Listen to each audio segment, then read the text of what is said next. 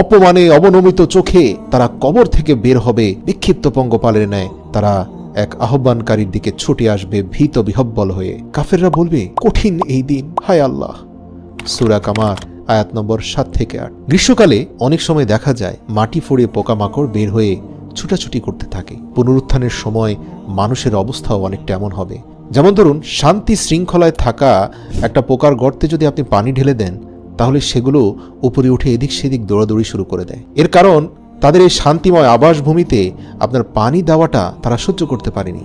একইভাবে যারা পুনরুত্থিত হবে, তাদের এই পুনরুত্থানের ব্যাপারে কোনো ধারণাই ছিল না, তারা অবিশ্বাস করত।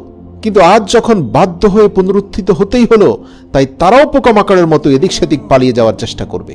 নিতান্ত অসহায় নিঃস্ব হয়ে সেদিন সবাইকে পুনরুত্থিত হতে হবে। রাসূল সাল্লাল্লাহু আলাইহি ওয়াসাল্লাম বলেন, নিশ্চয়ই তোমরা নগ্ন পদে বস্ত্রহীন ও খতনাবিহীন অবস্থায় উত্থিত হবে। মুসলিম 2860 নম্বর হাদিস। প্রত্যেকে যে অবস্থায় ইন্তেকাল করবে সে সেই অবস্থায় উঠবে।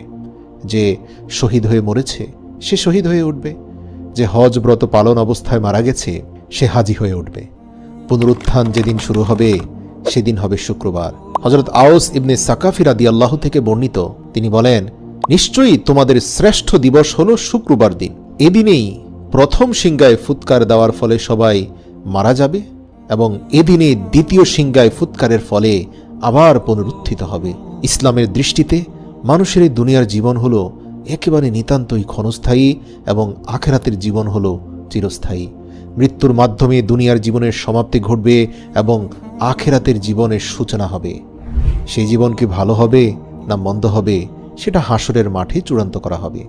যেমন আল্লাহ তাআলা বলেন, প্রত্যেক প্রাণীকে মৃত্যুর স্বাদ গ্রহণ করতে হবে, আর অবশ্যই কিয়ামতের দিন তোমাদেরকে পরিপূর্ণভাবে তার প্রতিদান দেওয়া হবে। সুতরাং যাকে জাহান্নাম থেকে দূরে রাখা হবে এবং জান্নাতে প্রবেশ করানো হবে, সেই সর্বশ্রেষ্ঠ সফল ব্যক্তি। হাসরের মাঠের ভয়াবহতা কেমন হবে, সর্বপ্রথম কোন কাজের হিসাব গ্রহণ করা হবে, কি কি জিজ্ঞেস করা হবে, তা আমাদের জানা জরুরি। মানব জীবনের অনিবার্য অংশ হলো হাসরের মাঠে চূড়ান্ত হিসাব নিকাশের জন্য উপস্থিত হওয়া।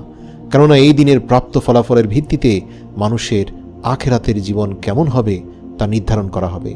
হাসর শব্দটি আরবি, এর অর্থ হলো বিভিন্ন বিক্ষিপ্ত বস্তু